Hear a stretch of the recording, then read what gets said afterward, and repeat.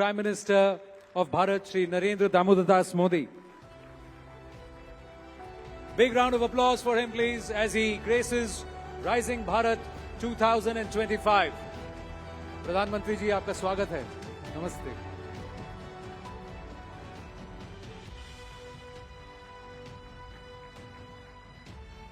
Prime Minister Shri Narendra Damodar Das Modi will be delivering the keynote address on Rising Bharat's principal theme, empowering youthful aspiration. Modi ji, आपकी उपस्थिति से Rising Bharat 2025 को एक नई ऊर्जा मिली है. It's a huge honor to have you amongst us today. Thank you so much. प्रधानमंत्री जी और to our audience. In the run-up to this event today, the News 18 network envisaged a unique proposition, which was to connect the Yuva across campuses and universities. And as a result of interactions with students, News 18 editors and university varsity professors decided to pose five challenges to the students and ask them to come up with innovative solutions. Now, working on with their mentors, allied institutions, students and the universities have come up with a proof of concept, not just an idea, but a proof of concept as solution for these problems. Now, this has been distilled into a white paper or a Samadhan document, which Pradhan Mantri ji, we'd humbly request you to unveil today. And without any further delay, I'm going to request our Managing Director and Group Editor-in-Chief, Shri Rahul Joshi, to please come up on stage, and I'm going to also request the usher to bring in the Samadhan document. And I will also request the participating universities, faculty, students to please come up on stage.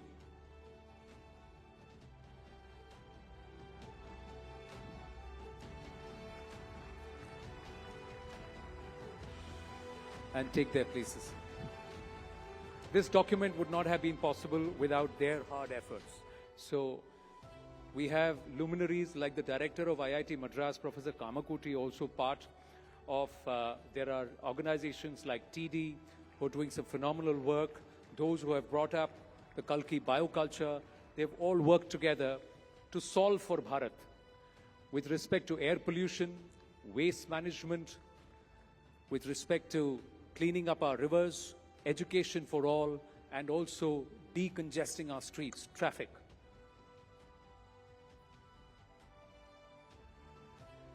May I request a huge round of applause.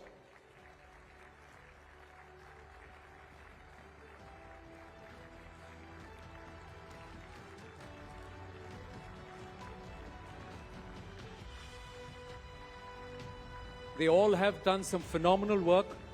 We've put together this document using technology tools. The reports are all QR coded. We've tried to bring it to life, the Samadhan document that solves for Bharat.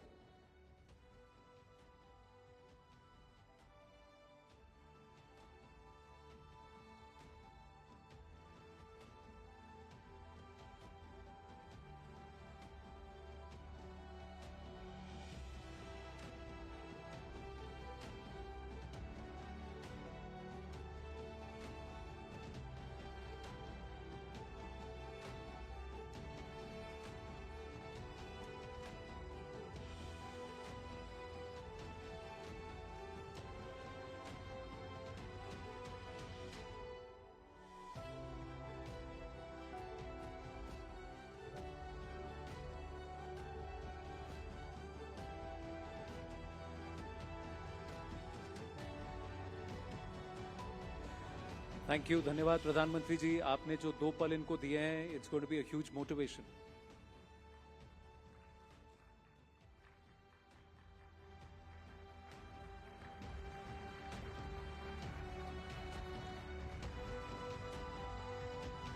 Thank you so much to all our participants. I'm going to request you to kindly make your way off the stage. Big round of applause for them and for their work.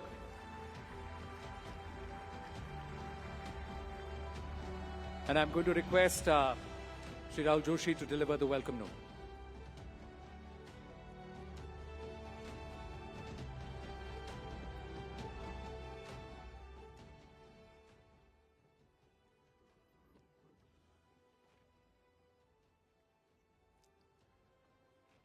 Honorable Prime Minister Shri Narendra Modi ji, distinguished guests, ladies and gentlemen. I had the privilege of, on the sidelines, listening to the Prime Minister talk to the students. He's very appreciative of the effort, but wants to know more. So he's given them a further task of telling them the process that they followed, the experiences that they have had, and that they should come back with more details to him shortly. And the students have promised to do that. Thank you, sir. Sir, as I stand here to welcome you today, I recall my many interactions with you over the past 2 decades, both as Gujarat CM and as Prime Minister. Some of us in media have had the privilege of seeing the different shades of the man who saw tomorrow. Modi, the reformer. Modi, the iconoclast. Modi, the modernizer. Modi, the culture czar. Modi, the messiah of the poor. Modi for Beti Bachao, Beti Padhao. And not the least, Modi, the unshakable, irrepressible youth icon. I recall the frenzy of the 2014 elections and the Modi wave that swept this country. In my election travels to the cities and villages of Uttar Pradesh, a state where BJP held no great sway back in 2014, I could only hear chants of Modi, Modi, Modi. Young kids zipped across towns in motorcycles shouting, Har Har Modi, Ghar Ghar Modi. Prime Minister, leading this wave and riding the storm were the youth of India who saw in Narendra Modi, the transformational leader, their role model. They saw in your eyes determination that gave them hope. They heard in your voice steely resolve of a brighter future and the war cry, Na khaunga, na khane dunga. Sir, you have often quoted Swami Vivekananda and his belief in the power of youth. Very recently you said, Swami ji कहा करते थे कि उन्हें युवा पीढ़ी पर विश्वास था, नई पीढ़ी पर विश्वास था. जैसे विवेकानंद जी को आप पर विश्वास था, मुझे विवेकानंद जी पर विश्वास है. उन्होंने जो कुछ भी सोचा और कहा है, भारत के युवाओं पर मेरा अंधविश्वास है. He does not have faith in the youth, he has blind faith in them. Which is why the theme of this year's Rising Bharat is youthful aspirations. After all, Prime Minister, you have stoked the fire in the startup world to deliver the maximum number of unicorns in India, next only to the US and China. You've ignited the aspirations of the engineers and the technologists to write a new chapter for India in the production of semiconductors and in the development of AI. You've shown the way to a younger crop of politicians who are now cabinet ministers and chief ministers in their 40s and 50s. Where most CEOs are grappling with issues every quarter and can at best draw up a 3-year plan, you've dared to look decades into the future to draw up a vision for Viksit Bharat 2047. If you have dreamt the impossible dream, you've also kept an eye on the ground realities. Swachh Bharat was a mission. Atmanirbharta, the need of the hour. Pariksha Pe Charcha, a way to bring mental health of children into mainstream conversations. Prime Minister, later this year, you will celebrate your 75th birthday with 140 crore Indians. This year is truly special in many ways. Not only are you leading the country for a 3rd consecutive term, you're a global leader who's given the Global South a strong voice in a topsy-turvy world. You're perhaps the only leader who can pick up the phone and talk to both Putin and Zelensky. You can soften Xi Jinping on the one side and drive a hard bargain with the tariffing Don on the other. And sir, as I say this, I look to yet another milestone that will go down in the annals of history of this great nation. Next year, when we meet at Rising Bharat yet again, you will be completing a historic 25 years in governance without a break in service, and I dare say, without a holiday either. I often wonder what the 90-hour weekday fuss is all about. Somewhere between you turning 75 and your completing 25 years in office is the 100th anniversary of your alma mater, the Vat Vriksha, as you have called it, the Rashtriya Swayamsevak Sangh, or the RSS. This is where you cut your teeth, starting at the tender age of 8. Prime Minister, between 2025 and 2026, your many paths are crossing in some inexplicable, divinely ordained way. As you celebrate your 75th birthday, you can look back with a sense of great satisfaction at your years with the RSS, which eventually paved the way for your years in governance. Modi ji, हर बार अंत में मैं किसी कवि या शायर का सहारा लेते हुए आपको संबोधन के लिए आमंत्रित करता हूं, पर इस बार आपके 75 वर्षगांठ के कुछ महीने पहले मेरे दिल में आपके शब्द कुछ इस तरह गूंज रहे हैं। सितंबर 2016 में जब आपने मुझे अपना सबसे पहला इंटरव्यू दिया था, तो मैंने आपसे पूछा था कि इतिहास मोदी को कैसे याद करे। आपका जवाब मैं एक बार फिर सबके समक्ष रखना चाहता हूं। भारत के इतिहास में नरेंद्र मोदी खुद को कहां पाते हैं? जो इंसान वर्तमान में जीने का शौकीन हो, वो इतिहास की चिंता क्यों करे? और जीवन में कभी भी ऐसी गलती नहीं करनी चाहिए कि अपने लिए कुछ करें। देखिए, हमारे देश का दुर्भाग्य रहा है कि सरकारों ने भी अपनी छवि बनाने की भरपूर कोशिश की, राजनीतिक दलों ने भी अपनी छवि बनाने की भरपूर कोशिश की, शासन पर बैठे हुए लोगों ने भी अपनी छवि बनाने की भरपूर कोशिश की। काश अच्छा होता, अपनी छवि के बजाय हमने देश की छवि बनाने के लिए अपने आप को खपा दिया होता। 125 करोड़ देशवासी, ये इतिहास की अमर कथा है। उन 125 करोड़ देशवासियों में एक मोदी होगा, उससे ज्यादा कुछ नहीं हो।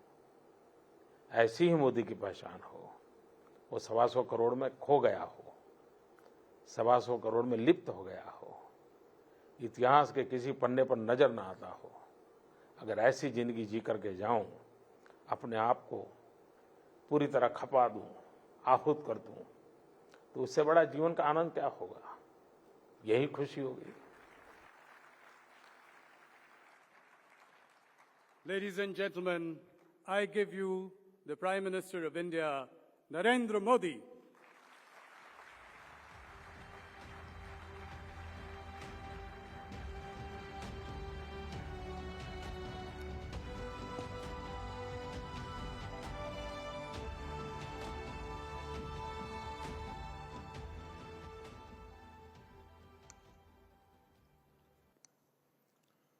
नमस्कार। आपने मुझे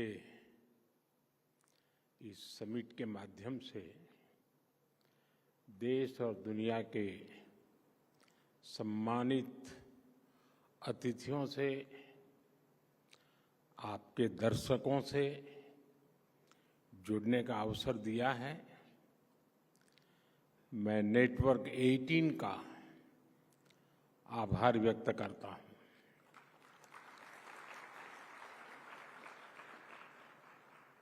मुझे खुशी है कि आपने इस वर्ष की समिट को भारत के युवाओं की एस्पिरेशन से जोड़ा है। इस साल के शुरुआत में विवेकानंद जयंती के दिन यहीं भारत मंडपम में विकसित भारत यंग लीडर्स डायलॉग हुआ था। तब मैंने युवाओं की आंखों में देखा था सपनों की चमक, संकल्प का सामर्थ्य और भारत को विकसित बनाने का जुनून।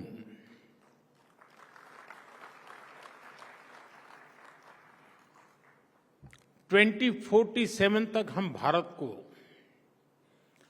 जिस ऊंचाई पर ले जाना चाहते हैं, जिस रोडमैप को लेकर हम चल रहे हैं, उसके कदम कदम पर अगर मंथन होगा तो निश्चित ही अमृत निकलेगा। और यही अमृतकाल की पीढ़ी को ऊर्जा देगा,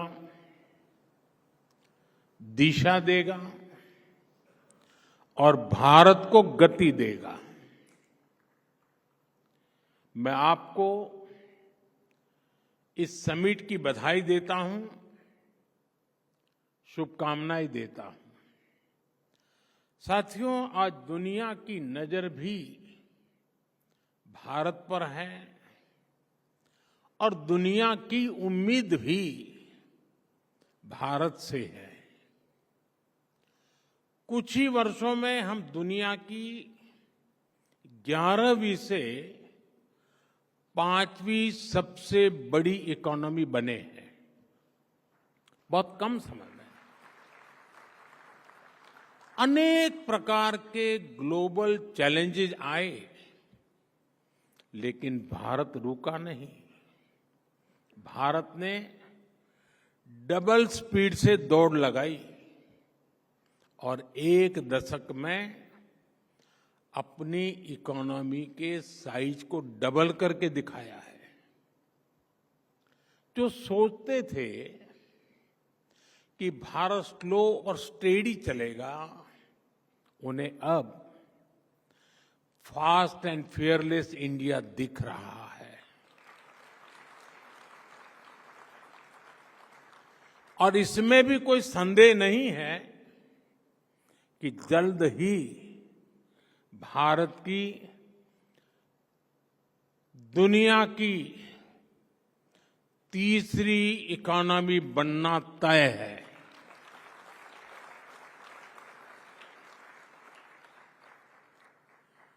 ग्रोथ की इस अभूतपूर्व स्पीड को कौन ड्राइव कर रहा है? इसे ड्राइव कर रहे हैं भारत के युवा, उनके एम्बिशंस और उनके एस्पिरेशंस। युवा भारत की इन्हीं एम्बिशंस और एस्पिरेशंस को एड्रेस करना आज देश की प्राथमिकता भी है। साथियों, आज 8 अप्रैल है। कल परसों ही साल 2025 के 100 दिन पूरे हो रहे हैं। 100 डेज, 2025 का पहला पड़ाव। इन 100 दिनों में जो निर्णय हुए हैं, उनमें भी आपको युवा एस्पिरेशंस की ही झलक दिखेगी।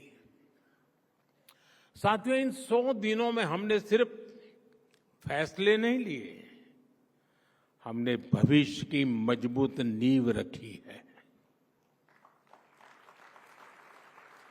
हमने पॉलिसीज से पॉसिबिलिटीज की राह खोली है। 12 लाख रुपये तक की इनकम पर टैक्स,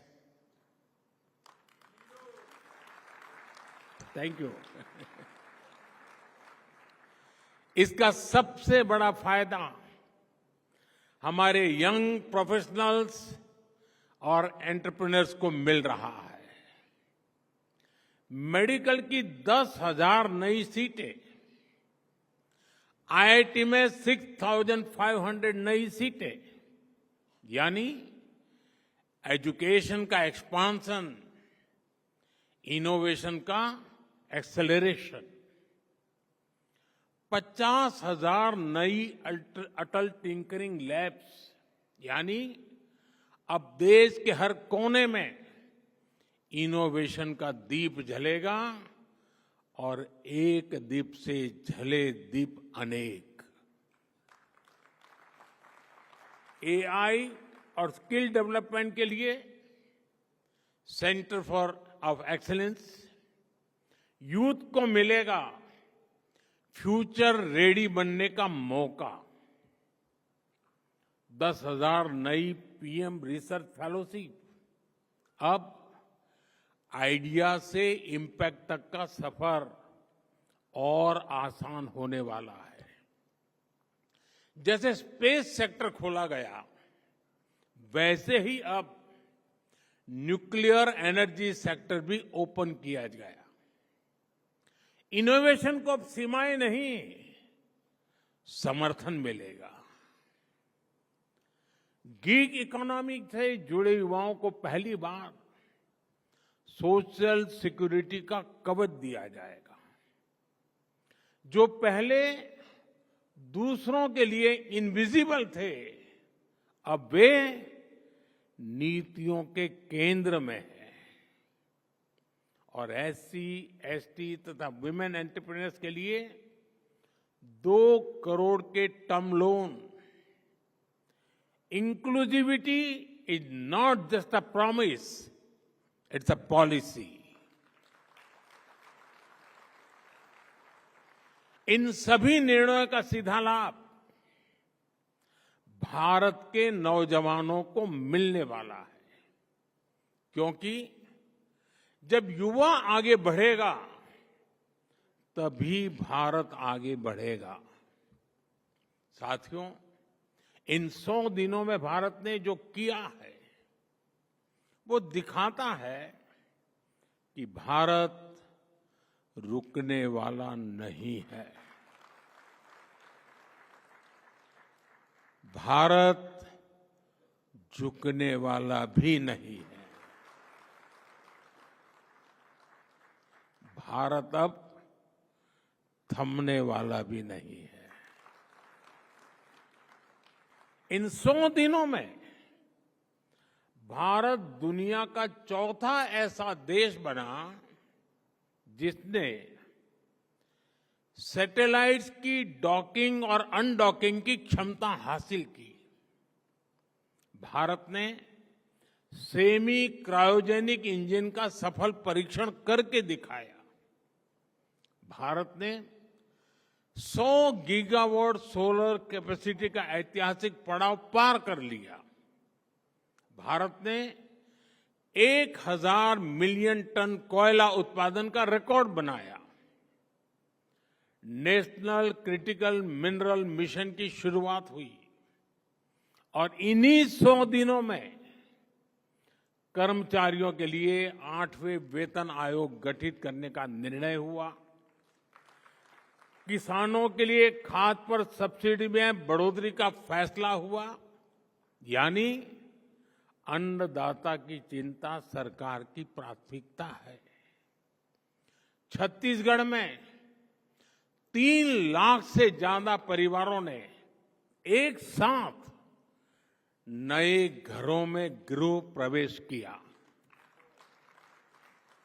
स्वामित्व योजना के तहत 65 लाख से अधिक प्रॉपर्टी कार्ड सौंपे गए। और इतना ही नहीं, इन्हीं 100 दिनों में दुनिया की सबसे ऊंची टनलों में से एक सोनमर्ग टनल राष्ट्र को समर्पित की गई।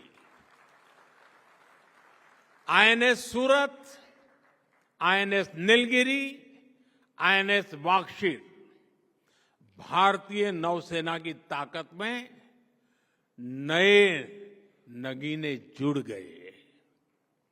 सेना के लिए made in India light combat helicopter खरीदी को हरी झंडी मिली और वक्फ कानून में संशोधन का बिल पास हुआ।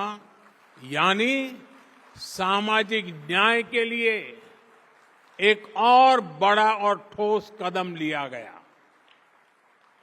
ये 100 दिन 100 फैसलों से भी बढ़कर है। ये 100 संकल्पों की सिद्धि के दिन है। साथियों, परफॉर्मेंस का यही मंत्र राइजिंग भारत के पीछे की असली एनर्जी है। केरला में कोल्लम बाईपास रोड प्रोजेक्ट का भी उदाहरण है। ये 1972 से अटका था। सोचिए, 50 साल। एलडीएफ हो या यूडीएफ, किसी सरकार ने 50 साल तक इस पर कोई काम नहीं कराया। हमने सरकार बनने के 5 साल के अंदर इसका काम पूरा कर दिया। साथियों, नवी मुंबई एयरपोर्ट पर भी 1997 से चर्चा शुरू हुई थी। 2007 में इसे मंजूरी मिली, लेकिन कांग्रेस की सरकार ने इस पर काम नहीं किया। हमारी सरकार ने इस प्रोजेक्ट को भी तेजी से पूरा किया। वो दिन दूर नहीं जब नवी मुंबई एयरपोर्ट से कॉमर्शियल फ्लाइट्स भी शुरू हो जाएगी। साथियों, ये जो मैं गिना रहा हूं ना, उसमें संसद भवन भी आएगा, ये भारत मंडपम भी आएगा। साथियों, आज 8 अप्रैल का एक और वजह से बहुत महत्व है। आज ही मुद्रा योजना के 10 साल पूरे हुए हैं। यहां जो युवा साथी बैठे हैं, उन्होंने तो अपने माता पिता से जरूर कहानियां सुनी होगी कि पहले बिना गारंटी के बैंक खाता तक नहीं खुलता था। खाता खोलने के लिए बैंक गारंटी चाहिए, किसी और एक की साथी की मदद चाहिए। बैंक लोन ये सामान्य परिवार के लिए तो सपना हुआ करता था। गरीब परिवार, एससी, एसटी, ओबीसी, भूमिहीन मजदूर, महिलाएं, जो सिर्फ मेहनत कर सकते थे, लेकिन जिनके पास गिरवी रखने को कुछ नहीं था, क्या उनके सपनों की कोई कीमत नहीं थी? क्या उनकी एस्पिरेशंस कम थी? क्या उनकी मेहनत का कोई मोल नहीं था? हमारी मुद्रा योजना ने उनकी एस्पिरेशन को एड्रेस किया, यूथ को एक नया रास्ता दिया। पिछले 10 साल में मुद्रा योजना के तहत 52 करोड़ लोन बिना गारंटी दिए गए। 52 करोड़। और मुद्रा स्कीम की स्केल ही नहीं, स्पीड भी अद्भुत है। जब तक ट्रैफिक लाइट रेड से ग्रीन होती है, तब तक 100 मुद्रा लोन क्लियर हो जाते हैं। जब तक आप ब्रश करके फ्री होते हैं, तब तक 200 मुद्रा लोन अप्रूव होते हैं। जब तक आप किसी रेडियो चैनल पर अपना पसंदीदा गाना सुनकर खत्म करते हैं, तब तक 400 मुद्रा लोन सैंक्शन हो जाते हैं। आजकल इंस्टेंट डिलीवरी ऐप, इसका बड़ा चलन है। आपके ऑर्डर के बाद जितनी देर में डिलीवरी होती है, उतनी देर में 1000 मुद्रा लोन सैंक्शन हो जाते हैं। जब तक आप किसी ओटीटी पर एक एपिसोड खत्म करते हैं, तब तक 5,000 मुद्रा बिजनेस का आधार बन जाता है। साथियों, मुद्रा योजना ने गारंटी नहीं मांगी, उसने भरोसा किया। और आप सभी को जानकर अच्छा लगेगा, मुद्रा योजना की वजह से 11 करोड़ लोगों को पहली बार अपना कोई काम करने के लिए, स्वरोजगार के लिए लोन मिला है। ये 11 करोड़ लोग अब फर्स्ट टाइम एंटरप्रेन्योर बने हैं। यानी 10 साल में 11 करोड़ नए सपनों को उड़ान मिली है। और आप जानते हैं कि मुद्रा से कितना पैसा गांवों और छोटे शहरों में पहुंचा है। करीब 33 लाख करोड़ रुपीस, 33 लाख करोड़ रुपए, इतनी तो कई देशों की जीडीपी भी नहीं है। This is not just micro finance, this is a mega transformation at the grass roots. साथियों, ऐसा ही उदाहरण एस्पिरेशनल डिस्ट्रिक्ट और एस्पिरेशनल ब्लॉक्स का है। पहले की सरकारों ने देश के 100 से अधिक ऐसे जिलों को पिछड़ा घोषित करके उन्हें अपने हाल पर छोड़ दिया था। इनमें से अनेक जिले नॉर्थ ईस्ट में थे, ट्राइबल बेल्ट में थे। करना तो ये चाहिए था कि इन जिलों में सरकार अपना बेस्ट टैलेंट भेजती, लेकिन होता ये था कि इन जिलों में अफसरों को पनिशमेंट पोस्टिंग के लिए भेजा जाता था। यही तो पुरानी सोच थी, पिछड़े को पिछड़ा ही रहने दो। हमने ये अप्रोच बदली और इन जिलों को एस्पिरेशनल डिस्ट्रिक्ट घोषित किया।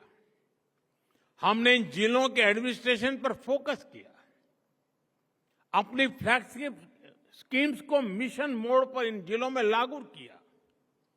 अलग अलग पैरामीटर्स के आधार पर इन जिलों की ग्रोथ को मॉनिटर किया गया।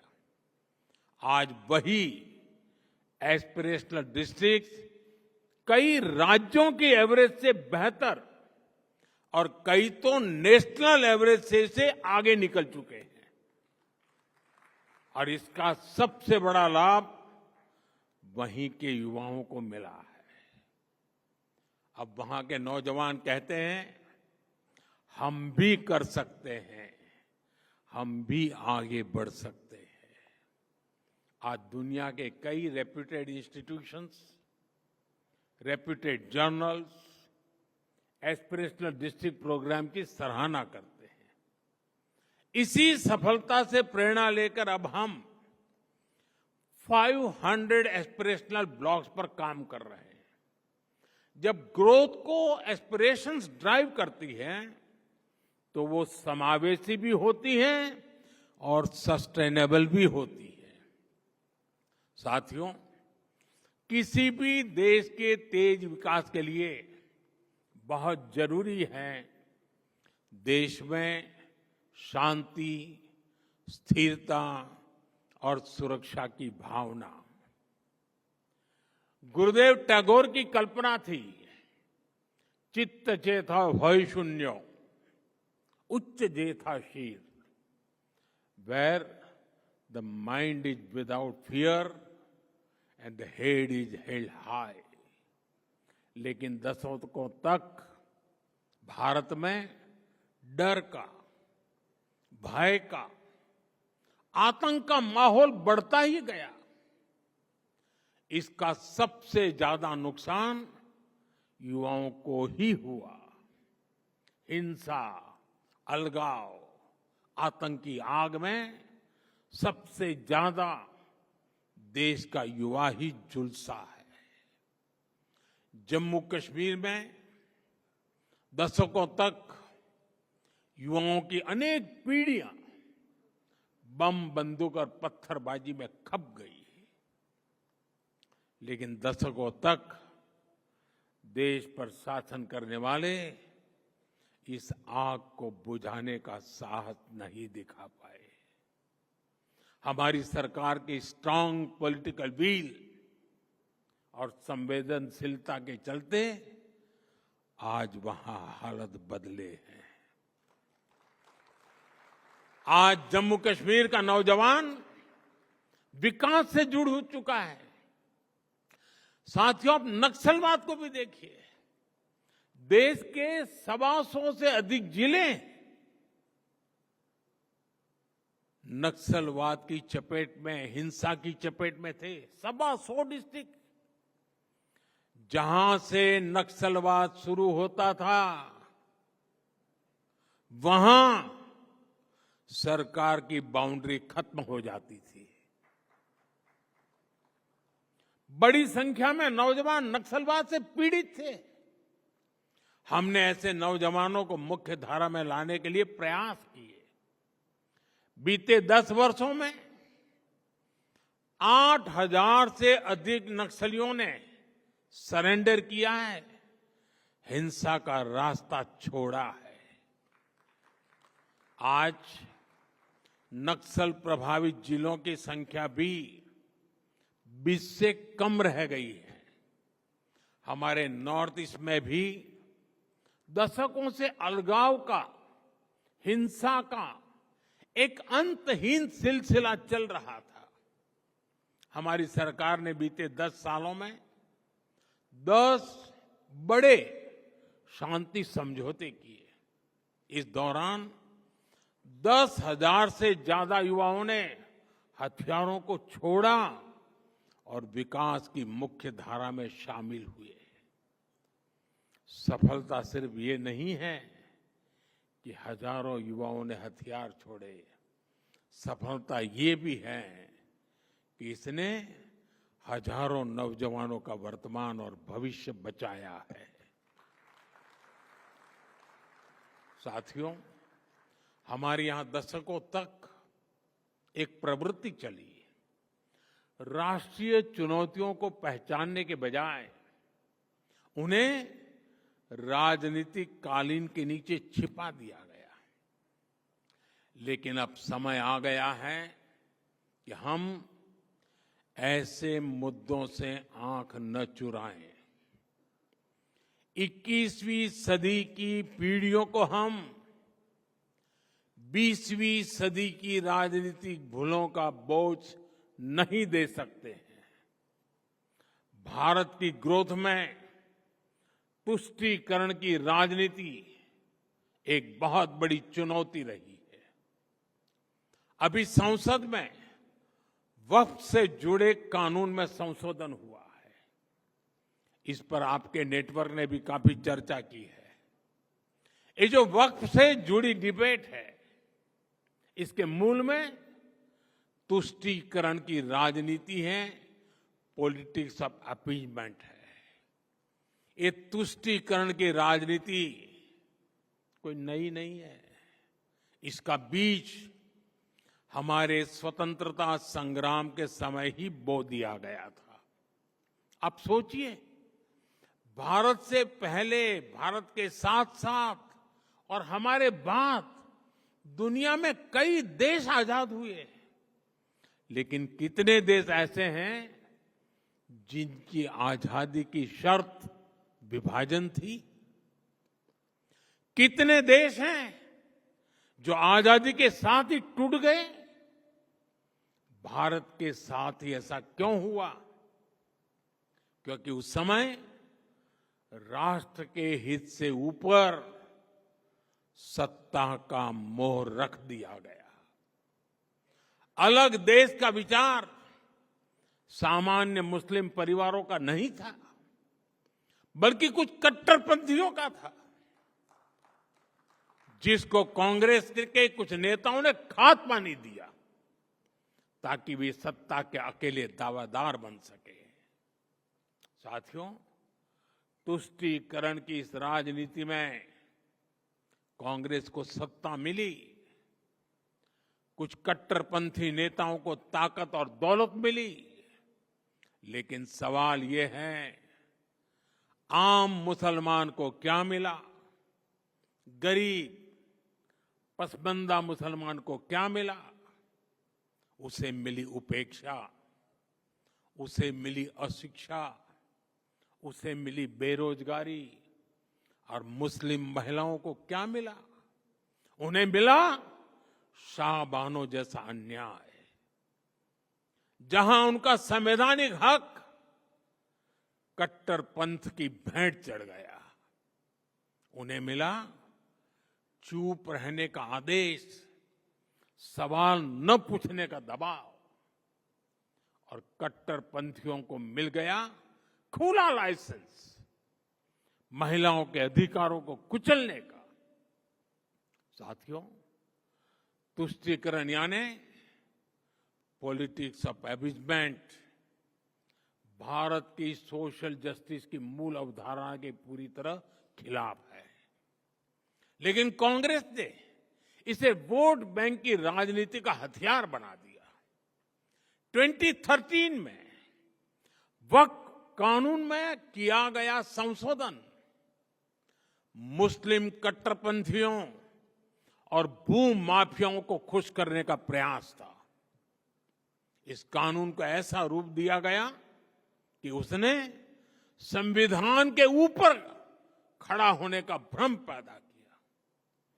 जिस संविधान ने न्याय के रास्ते खोले, उन्हीं रास्तों को वक्फ कानून ने संकुचित कर दिया गया। और इसके दुष्परिणाम क्या हुए? कट्टरपंथियों और भूमाफियाओं के हौसले बुलंद हुए। केरल में ईसाई समाज के ग्रामीणों की जमीन पर वक्फ के दावे, हरियाणा में गुरुद्वारों की जमीन विवादों में, कर्नाटका में किसानों की जमीन पर दावा, कई राज्यों में गांव के गांव हजारों हेक्टेयर जमीन अब एनओसी और कानूनी उलझनों में फंसी पड़ी है। मंदिर हो, चर्च हो, गुरुद्वारे हो, खेत हो, सरकारी जमीनें हो, किसी को भी अब भरोसा नहीं रह गया था कि उनकी जमीन उनकी ही रहेगी। सिर्फ एक नोटिस आता था और लोग अपने ही घर और खेत के लिए कागज ढूंढते रह जाते थे। जो कानून न्याय के लिए था, वो डर का कारण बन गया। ये कैसा कानून था? साथियों, मैं देश की संसद को सर्व समाज के हित में, मुस्लिम समाज के हित में एक शानदार कानून बनाने के लिए बधाई देता हूं।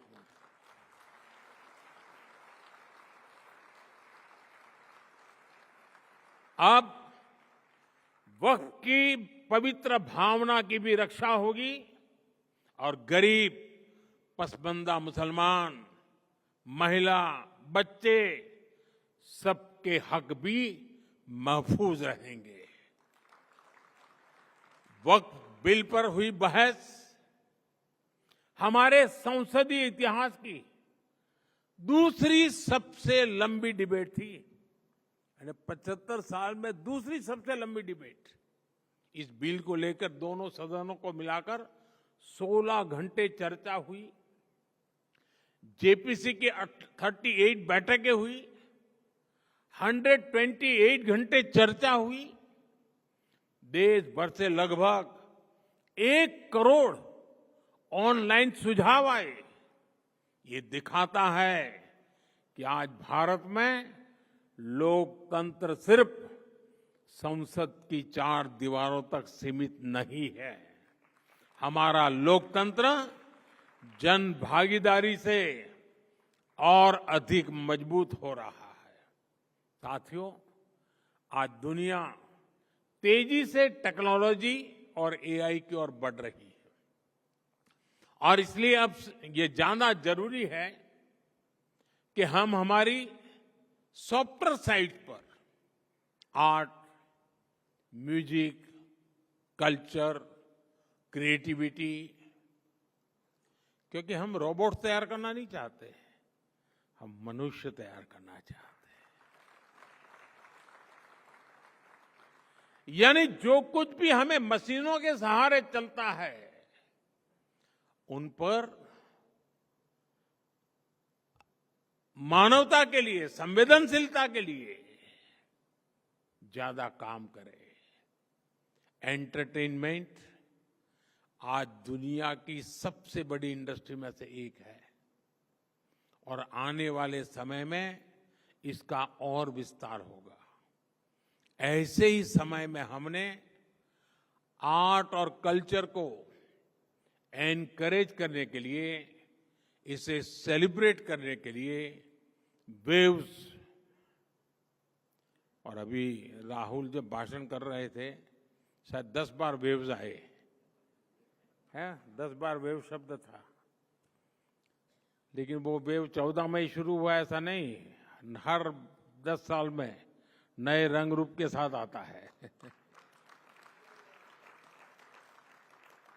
और आज जो मैं इस वेव्स की बात कर रहा हूं, यानी वेव्स यानी world audio visual and entertainment summit, इस वेव्स नाम का प्लेटफॉर्म बनाया गया है। अगले महीने मुंबई में इसका बहुत बड़ा आयोजन होने जा रहा है और ये लगातार होते रहने वाला है। एक लंबी व्यवस्था खड़ी हो रही है। आप सभी जानते हैं हमारे यहाँ movies, podcast, gaming, music, AR और वीआर की बहुत वाइब्रेंट और क्रिएटिव इंडस्ट्री है।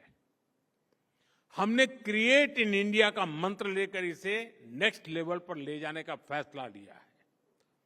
वेव्स इंडियन आर्टिस्ट को कंटेंट बनाने और ग्लोबल बनाने के लिए एनकरेज करेगा और इसके साथ साथ क्रिएट इन इंडिया दुनिया भर के आर्टिस्ट को भारत में आने का अवसर भी देगा।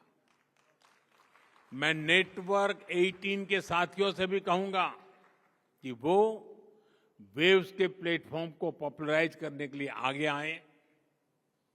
यहां बड़ी संख्या में क्रिएटिव डोमेन्स में काम करने वाले युवा साथी हैं। कुछ लोगों से मेरे मिलने का मौका भी मिला। मैं उन्हें भी कहूंगा वो इस मूवमेंट को, इस प्लेटफॉर्म का हिस्सा बने। वेव्स की लहर हर घर, हर दिल तक पहुंचनी चाहिए। आप लोग ये करेंगे, ये मुझे पूरा विश्वास है। साथियों, नेटवर्क 18 ने इस समिट के माध्यम से देश के युवाओं की क्रिएटिविटी, उनकी सोच, उनकी संकल्प शक्ति को जिस तरह सामने रखा है वह सराहनीय है। आपने युवाओं को एंगेज किया, उन्हें देश की समस्याओं पर सोचने, सुझाव देने और समाधान खोजने का मंच दिया और सबसे बड़ी बात, उन्हें सिर्फ श्रोता नहीं, परिवर्तन का भागीदार बनाया। अब मैं देश की यूनिवर्सिटीज, कॉलेज और रिसर्च इंस्टीट्यूशन से आग्रह करता हूं कि समिट के एंगेजमेंट को आगे ले जाएं।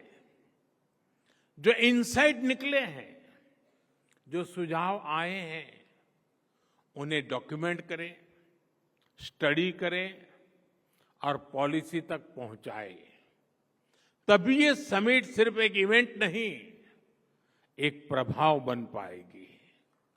आपका उत्साह, आपकी सोच, आपकी भागीदारी ही भारत को विकसित देश बनाने के संकल्प की ऊर्जा है। मैं एक बार फिर इस आयोजन से जुड़े सभी साथियों को और विशेषकर हमारे युवा साथियों को बहुत बहुत शुभकामनाएं देता हूं। बहुत बहुत धन्यवाद।